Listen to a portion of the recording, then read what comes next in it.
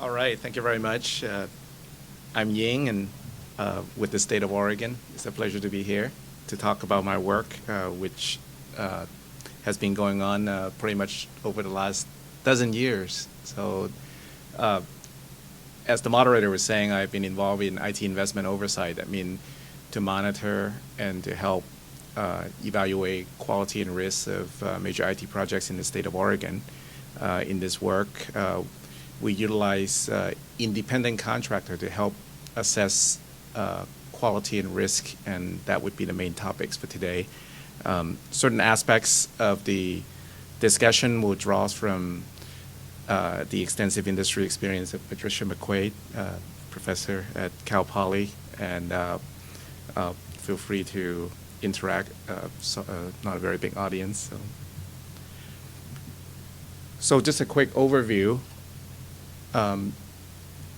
State government is by nature a very heterogeneous place in that there are all manners of agencies engaging in all manners of business needs. Some pertains to public safety, some pertains to social services, transportation, so on and so forth.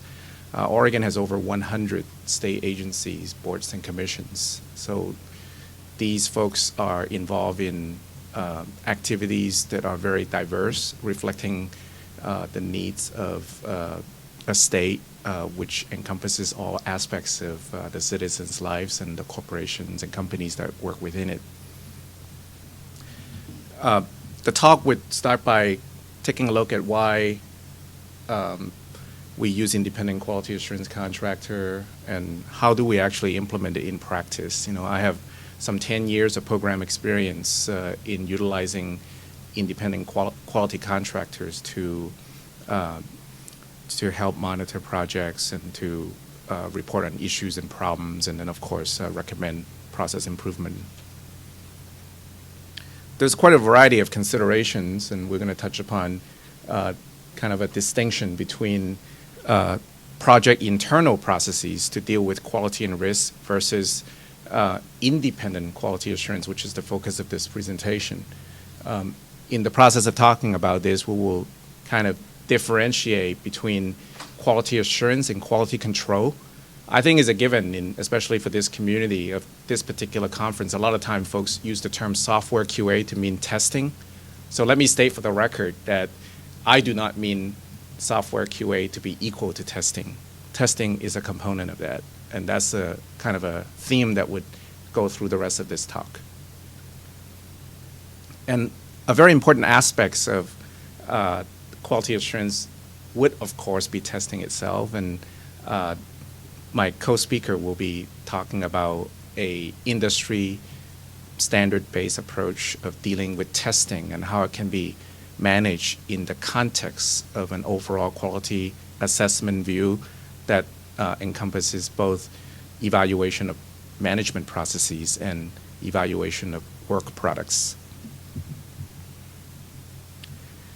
My earlier point about kind of the diversity of state government, or for that matter, large corporations, holding companies that may have many lines of businesses, is that potentially you're dealing with project activities that span quite a variety of business purposes, missions, goals, objectives. This is a snapshot as of February of this year, about the time when I had to submit the presentation to this conference. Listed here is a pretty typical situation over the last 10 years or so when I'm involved in IT investment oversight, and then recently moved on to a statewide quality assurance management type role. The top project on this list is a project in child support, which in Oregon happens to be run out of the Department of Justice. This is a system to assure spousal support is paid, and the Department of Justice acts as an intermediary to make sure that spousal support is paid. Yes? This is the project budget. Thank you. The Department of Justice budget, of course, would be much larger than that.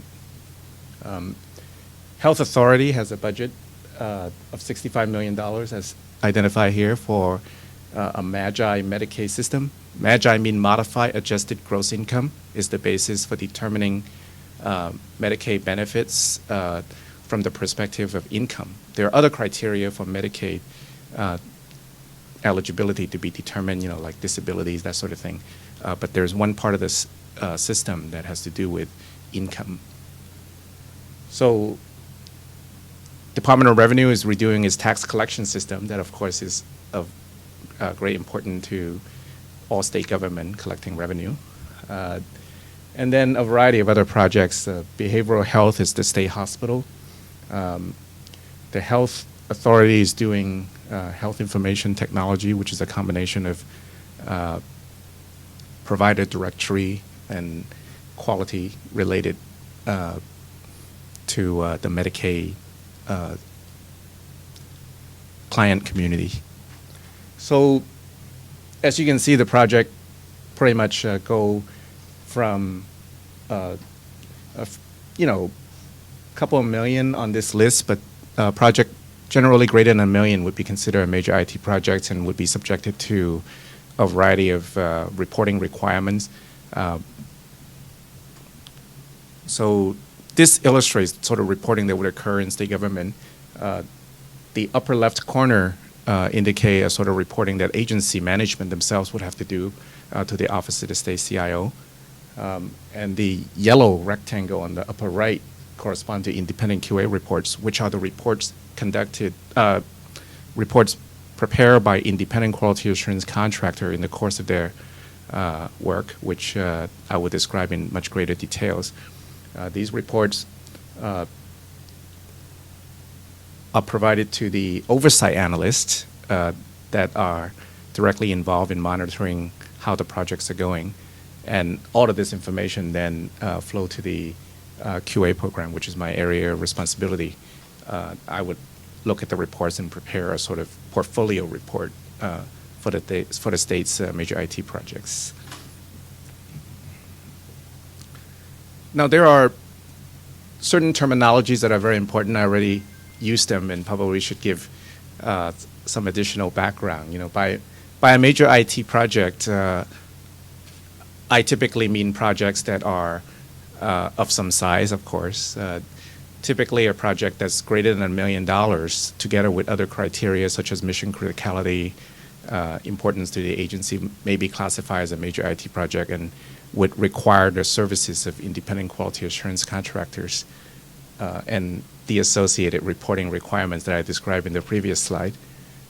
With that said, other aspects of a major IT project would, of course, be the fact that technology is going to be implemented for specific business purposes, and that design, development, and implementation and the transition into business operation would be of great importance as part of the work, and usually imply a degree of complexity. And that complexity, of course, comes from a combination that the business requirements may be kind of complicated. The technical requirements sometimes is complicated, although state government by nature is pretty conservative with the use of technology, and we're unlikely to be on the bleeding edge.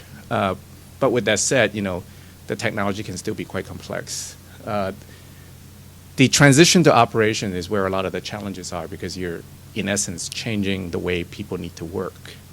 And that is kind of something that require a combination of changes to workflow, business process, but frequently also cultural changes also.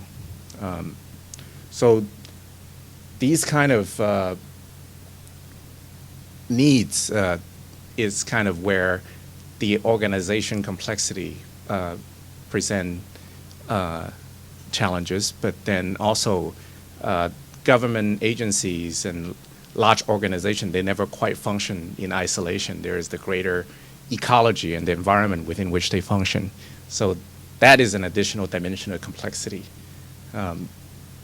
So the next term that I have already used a couple of times with specific meaning is when we say quality management, it really is a combination of quality control, which is the review of work products, which a lot of folks in the software field would call that software QA, perhaps. But when we use the term QA in this context, really is with respect to process review. And that may well not be how a lot of software engineer would use the term QA, but I think there is an increased recognition that, earlier during lunch, we were at a table with a lot of Intel personnel, and they were talking about instituting programs whereby they are looking more at process and assuring process as opposed to kind of directly getting involved in the execution of tests. Part of the idea there is that with certain development lifecycle, the goal is to push the testing to the development team, and in doing that, the folks involved in quality management has now become kind of manager and master of the process as opposed to the actual execution of the tests, which I think is a very natural consequence of the compression of software releases and development life cycles, which we see these days both in DevOps and in Agile. These type of life cycle approach really have the effects of compressing development life cycle and to push the testing work to a great extent to the folks involved in the development. Part of the theme of this talk would also be the sort of challenges that come along from that way of working and how possibly that may be antithetical to the need to assure security or secure regulatory compliance, but that will come a little bit later in this talk. Other terminology of great importance is risk management itself, which I think quality management actually is quite impossible or difficult without kind of putting into context risk profile of an organization, risk profile of a technology approach being taken, really all manner of risks. And I would even assert that the quality and risk really need to be taken in tandem, because otherwise you can't properly assess the scope and the effort required for quality management if we don't properly understand the risks involved. And then this term independent that's going to come up a number of times in this talk, and it's kind of the central aspects of the discussion, is how best to utilize services of folks that have no conflict of interest, which is kind of the theme associated with this term independent. So in government, we have an agency that may be acquiring a system, a prime contractor or a system integrator that's developing the system, and an independent contractor to assess quality and risk would be somebody that's not connected to either of these organizations, so neither the acquiring organization or the developing organization. And we have ways to assure and that there is independence, and we require the contractor to attest to that independence. So this kind of couple of terms I already mentioned, which is kind of interesting way of saying it, is software QA. Really, a lot of time, folks really mean quality control, but quality control in fact means more than testing. So the general use of the term software QA to mean testing is not the sense in which I'm using the term QA or QC. And then there are folks involved in information system audit these days, and which is a sort of QA function. But if the audit or the auditors involved just primarily identify faults but not make recommendation for process improvement, then that in a sense is only a subset of QA. And these terms, when used in this way, is actually a very important foundation for this talk. So I now have give Patricia the floor to talk about certain aspects of independent QA. Hello again. So I'm Patricia McQuaid. I find this all very interesting because it was just very impressive about the sheer magnitude of these projects and how complicated it is. As you were just describing, it's not like you're working for a company and you're developing the software for that company. This is so complicated because you've got your your developers that the project has been outsourced to, and then you've got also the independent QA over it, especially if it's over $1 million, that's a regulation for the state, which is very interesting. And then you've got all the project management and program management that goes with it. It's just the utter complexity of all of this and the need for communication is just really, really important. So I think about projects that, one organization is doing, and then now we've got all of this. So one of the reasons is listed here for using contractors is because, why do we outsource? And outsourcing isn't just going overseas. It could be, but outsource could be done by somebody right next door. It just means your organization is not the one doing that particular function. So as here, the organization is, state government. And so they outsource, and apparently this is getting more and more common, outsourcing development. So that's part of it. Also, in an organization, you don't have necessarily all the skills that you need. If you think of other types of companies as well, their core purpose is something else, not software development. So how do you hire the people, acquire the skills, train them, then the project's over, and then what do you do with those people? So it's another reason why so much is being outsourced. The idea of independence is critical for the government. And as Ying has mentioned, is that, if there's an issue, and we see this in politics, some of these huge enterprises or huge programs that have come and gone and failed, it's cost people jobs, it's very embarrassing, it's really expensive, and this is related to government, and so, there's the issue of cost and how that is distributed. Okay. So one of the important points that is listed over there in the top left is about capturing and analyzing business needs. I remember back in the day when requirements were gathered on the back of a napkin when you're sitting out over a beer. I see a couple of smiling faces, and you'd say, oh, that's a great idea, let's go do that. And then, we would at best design it informally and then build the system. Fortunately, in the last 10 years or so, just like the term software engineering was created, so is requirements engineering, and so requirements is so important, and a lot of time and money is spent on that. So there's all these different things that go into it. Certainly planning is involved in everything, and one of the ideas also is to plan and then implement and follow the project management body of knowledge, which has all these different aspects that go throughout the project. So that's important, plus again all the different interactions. Then if you think about it, you've got all these different companies creating software, then it's all supposed to fit together. So the integration is critical. So again, the why independent QA at such a high level, one is, for this particular instance, it's state regulation.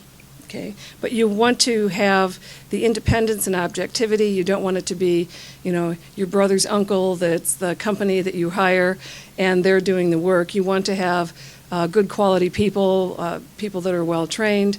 And so that in itself is a challenge to get the right people, get the right company. That's also based on, their prior records. So you want to have people that you've worked with ideally and have done well. So that's a whole issue in itself, trying to get the right people. Accountability to the public, very, very important. This is the government, so they are ultimately accountable, and taxes go for a lot of it, so that's also very important. Safety and user well-being. Certainly, we can all envision that with, say, NASA space project, that's really important. But also there's a lot of, as you saw that Ying pointed out on that second slide, all those different programs that relate from Medicare to women and children to all sorts of issues. So that's just huge. So in addition to the government regulations, there's all these IEEE regulations, anything safety related. I know I'm always happy that there's the Boeing has to follow the FAA, and we've got the FDA regulations as well. So there's just tons of regulations that have to be followed, which the regulatory compliance, and then mission criticality. If you think about a lot of these government programs that Ying addressed, and then there were more listed, they are, these affect everybody's lives. And so it's very important that they're done well and done on time, because the impact is huge. Who uses independent quality assurance? Pretty much everybody. And whether like in this case, it's from an outside company that needs to do this, even if it's at a company that's not a state government or state regulated, you need quality done by the right people. It needs to go really, the organization position varies in companies. In my former life, I was I still am a CISA, Computer Information Systems Auditor. So back when I was an auditor, it by definition reports to someone outside of the project or outside of the department. And that's really ideally how it would be set up, so that if there are issues, you're not just going necessarily to the project manager or the program manager. Depending on the impact of it, it could go out of that, so to make sure it gets to the right people. Certainly military, there's a number of industries listed there: construction, energy, consumer electronics, obviously medical, publicly traded companies, everything to do financial. So, we need independent QA, whether it's outsourced or within your company, however you define it. Okay. Why have independent QA? I mean, by definition, that they would be more objective. The other part is this idea of groupthink. If you're at an organization and everybody thinks the same way and follows, this is like either there's a culture of quality or not. This way, if you get some, like an independent consultant coming in, they can reach the right people and get the point across in a different way and give you new ways of thinking. So that is also very important. Why do we want quality? In general, we always want quality so that we can find the defects early. One of the things I'll be talking about in a while is about software testing, and there's an organization called the ISTQB, which is a software testing certification. And we are in over 100 countries, over 600,000 certifications. And what it does is that we certify, I'm part of it and very active in it, but what the different countries do is they certify software testers. And if you take it in a different country, it's in that language, but we all have the same body of knowledge, just like the PMI has their PMBOK, the body of knowledge. So one of the basic tenets is why you want to have testing, which is part of quality. Not all of quality is testing, because we want to get into process improvement as well. But you want to do that so that you can find the defects earlier. Back in the old days, again, when the requirements were pretty bad, you'd get the requirements that were incomplete or just wrong. We used to always blame it on the user, like, what were they thinking, or why didn't they tell us the right thing? And then we realized, well, that's probably true, but we didn't ask the right questions, and we didn't really formalize it. And of course, like with many things, you don't really realize what you need until you're into the project. So back in the old days, and some companies still use it, but the old waterfall model, if you recall what that is, that's the idea of you do this analysis and then the design, and then that design is fixed, and then you go on your merry way and you code it, and you just keep going until you're done. And then you implement it, and then you test it, hopefully, and then it's up and running, and then it goes into maintenance. And it didn't allow for a very flexible plan. You'd say, this is what you wanted, this is what you got. Okay, so when do you find the problems? Very often, if you're lucky, you found them in testing. Very often, you didn't realize it till it was up and running and it just didn't work right. So nowadays, we want to be able to find the defects earlier, and so testing really should be in getting involved in the requirements. So what I advocate is to get involved as early, once the requirements become somewhat stable, get involved, start planning your tests. One of the words that I just hate to hear, and it sends tremors through me, is user-friendly. So if you ever see the words user-friendly in a requirement document or design or anything, just stop right there and go back to wherever they came from and say, what do you mean by user-friendly? I mean, that is so vague, that's so ambiguous. If you think about a website, right, you say, oh, it should be user-friendly.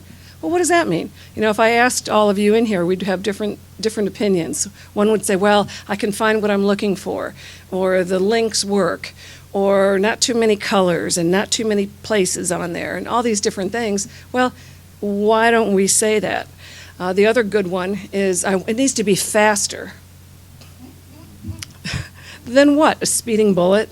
You know, so if it needs to be faster, then say it needs to have like at most a 2-second response time. Specify it, because someone's going to make a decision, and you really don't want it to be the designer necessarily or the programmer. So get this stuff taken care of early. So that's why the idea is to find it early. It's a lot less expensive because you don't have to go back and redo all these things. You can maybe possibly stay on schedule. It's not going to kill the budget. All these good reasons. Then the other thing that's really important is to have the communication to senior management. At the university I teach, I'm very lucky, by design. I designed a course that I teach that's on quality testing and project management. And it's been fun yesterday and today talking to people who are saying, really, I wish I had a class in that. And I think, so do I. I wish I did. So this is partly what I teach. And so I'm out of both computer science and business. And so I'm in the College of Business. So this last part here, talking about senior management, I just can't overemphasize it enough, because you need to let senior management know what you're working on, as well as ideally, you want to tie your project to the goals of the organization. If you think of each of you might be in a different department, we've got so many different projects that want to be done, need to be done, or are going on. You have a much better chance of following through and succeeding if it's an important project and management knows what it is. They are the ones that ultimately control the money. Okay. So general challenges, as I mentioned, the cost is important. You also want to have the expertise in the industry. So I'll talk later about testing as well. But if you hire somebody coming in from the outside, that's great, and for all the reasons we talked about. However, they don't know your industry. So there's a big learning curve for that person to understand it. So that's an issue as well. So that really ties into the vertical domain and the specific technology. Okay, they might know something else quite well. Maybe this is a new technology. They might have to learn it as well. Then you've got all the communication issues and resources to interact between the project team and the contractor. So there's lots of issues there. Also, nobody likes to be watched over necessarily. So as much as that's the role, you need to do it smart, do it well. And then also, if it's a company that's been working with that industry for a long time, then, while it's good to have that company back or that group back, they may not be as objective as before. Ying? Thanks, Patricia. I'm going to spend the next few slides talking about specifics in Oregon state government. As can be imagined, in a lot of major IT projects, you have the use of external contractors, system integrators, developers, and they by nature report into a sort of project management team. The big rectangle in this diagram represent likely functional breakdown of a project management team in a major projects in Oregon. Reporting to the project manager would be folks that are involved in the kind of the detail and technical aspects of project management. There's the business analysis team, the BA team, the system analysis team, and then perhaps a testing team. These folks collectively is the state's internal project management team or project management office, and they would tend to be accountable to the project steering committee, which tends to be the executives. Some projects have both an executive steering committee and what they would call working steering committees, which sort of try to separate the executive decision kind of from the day-to-day project decisions. That's frequently seen. And then dotted line kind of taking a 360 view of all the participants and all the governance and all the activities would be this independent QA contractor.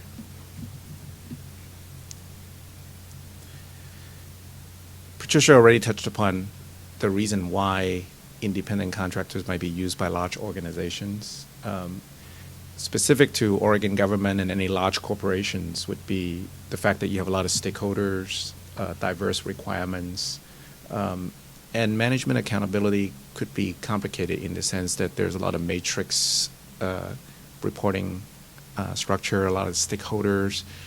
I think the fact that large organizations increasingly outsource the work also create a challenge of how do you trust but verify. Internal project management team a lot of time are not well equipped both in terms of expertise or the level of resource to manage the kind of the great amount of activities that may be undertaken by a prime contractor. This, I imagine, is also very common in large private corporations or military operations and a variety of operations that really have very distributed budgets where agency may take some amount of funding from their operation to fund some of these projects, and a lot of time that may or may not lead to good governance. So all of these things create an atmosphere whereby it can be benefited by a sort of 360 review by a independent contractor that is intended to have no conflict of interest and just kind of report things like it is and hopefully have access to senior management. So problems can be identified early and mitigation can be put in place before certain issues go too far. The state runs its independent quality assurance contractor based on a statement of work with 5 tasks. These tasks are generally written, intended to meet the needs of a lot of different organizations and business needs, but basically it's more or less PMBOK compliant, that is compliant with the project management body of knowledge. There's the formal quality planning to design what are the quality standards and quality checklists that you would use for quality assurance and quality control. Quality control itself consists of 2 parts, which are the tasks 2 and 4 that are listed here. One is really part 1 is merely the review of artifacts, and task 4 is the part 2, which is the actual testing, executing the code to see if there are problems when you run the code. With that said, also very important in the state's view of quality management is the quality assurance designed to review process, and then the risk assessment designed to identify, where there are risks and issues that would require mitigation. The state used a kind of formal stage gate review process for the life cycle of IT projects. Stage 1 is the origination and initiation. Stage 2 is where you develop the detailed business case with alternative analysis and the relative cost, benefit, and risks. Stage 3 is a sort of detailed planning. It's this time that you would develop the requirements and statement of work to support a formal RFP process. By procurement rules, large projects would need to be procured competitively, and that process require procurement documents, and specifically the requirements and a statement of work that hopefully would lead to work products that have well-defined, reviewable outcomes. And that turned out to be easier said than done, and is generally a challenge for organization to have good procurements, and that's why we have instituted a requirement that somewhere between stage 2 and stage 3 endorsements, we would involve the independent quality assurance contractor to help monitor whether some of these things are being put together correctly. Then stage 4 is the actual execution, where you would expense most of the funds for the project. And then, of course, we have independent QA here, both to do the QC, which is the review of the artifacts, and the testing, and the quality assurance in terms of reporting on the process. In iterative development, I think the big challenge would be the fact that contractor development processes are not highly visible. They have both the need to protect proprietary processes, trade secrets, and things like that on the one hand, but also it's very easy to hide behind those type of words and make kind of review and verification challenging for state management. So I think a model that would need to be adopted with iterative process really comes down to the need to have good understanding of what goes in an iteration and what comes out, especially in terms of reviewable artifacts and testable artifacts like code and system implementations.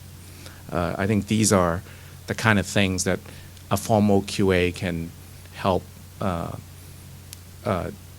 make sure that as the iteration go along, we don't have the situation where unfinished work just get pushed into the next iteration, and then you don't have really formal good requirements that design test cases, and so you don't have testing all along, and then when you wait until user acceptance testing at the end, a lot of problem came out in a way that's almost unexpected to management, and that I believe is a sort of quality issues when organizations do iterative, is how do you maintain a level of formality so management involved could in fact be accountable.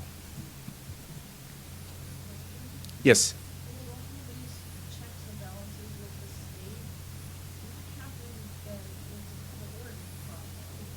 Because as you're going through this, I just keep thinking about Cover Oregon and how did that happen?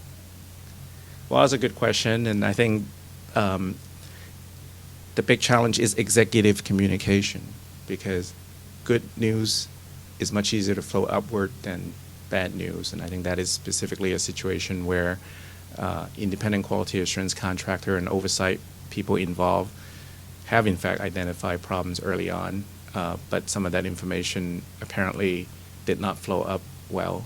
And for the purposes of this talk, I'll just leave it at that, because obviously I was just wondering, because I read some of the QA reports because they became public, and I actually read some of them. Yeah. And they were calling out these problems very early on, and I just wonder what happened.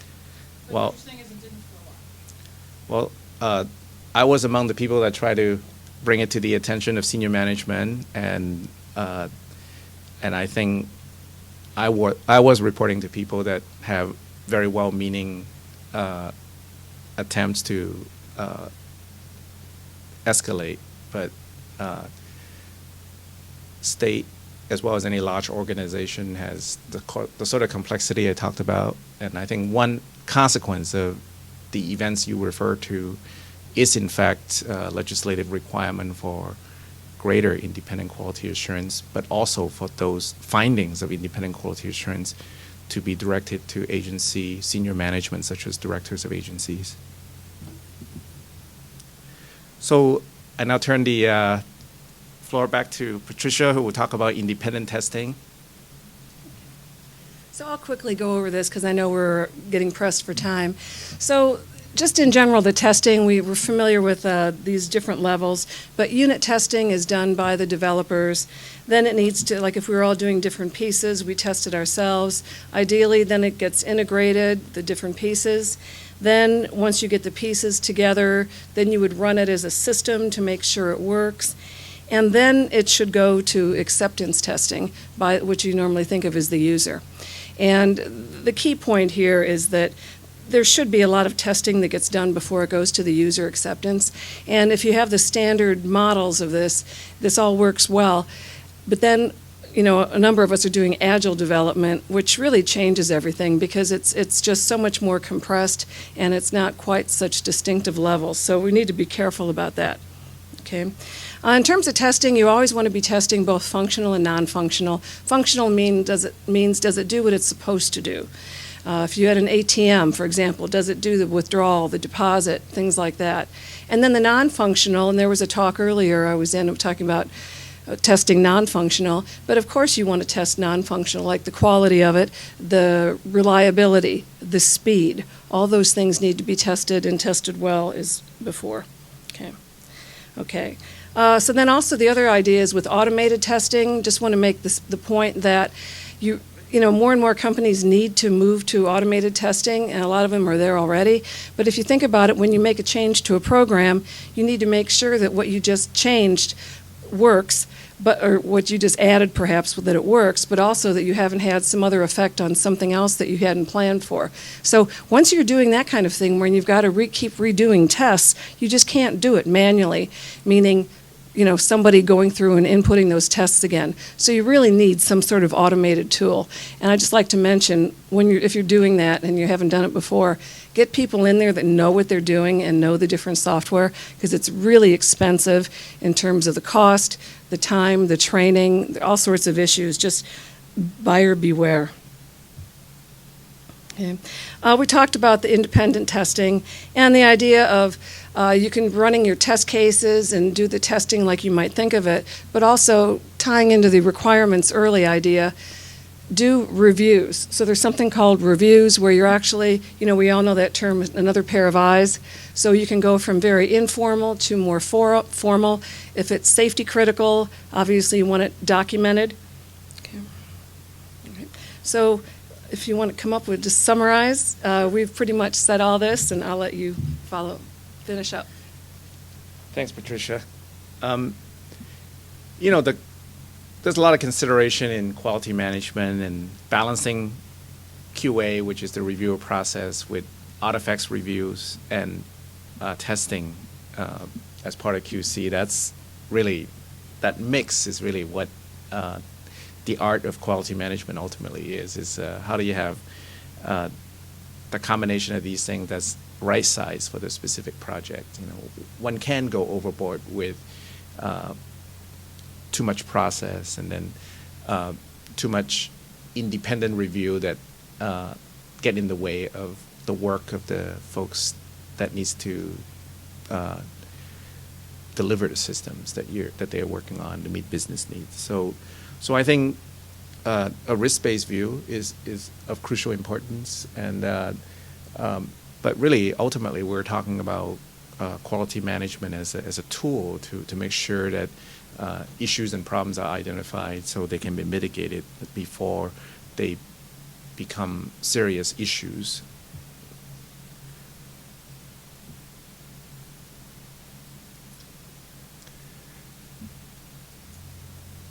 Patricia already talked about these points. Ultimately, having the independent pair of eyes hopefully would give you the objectivity, avoidance of groupthink, and really at the end of the day, we're talking about how best to take certain amount of dollars invested in IT or IT-enabled change initiatives to realize organizational goals and objectives to get your return on investment on IT. There's a kind of a famous saying that quality is free in the sense that if you do it right the first time, you could save a lot of money and you could avoid a lot of issues that is brand tarnishing, become customer relation problems, institutional problems. So the view of having independent quality assurance is really one whereby organizations can have additional avenues of objectivities and ideas or responsive actions to deal with all the challenges. I'd like to conclude with this talk for this group. I think is very appropriate. And Capers Jones, who is the functions point person that is very well known in the IT field, and his famous book on the economics of software quality came out a few years ago. Good book if you haven't read it. Capers has said to me that testing alone cannot produce high quality software. And specifically, he said that if you only test, you can only hope that your software is 80% defect free. So you have to do all these other things that complements testing in quality control, and you have to do the quality assurance in a risk management kind of mindset. So thank you very much for your attention.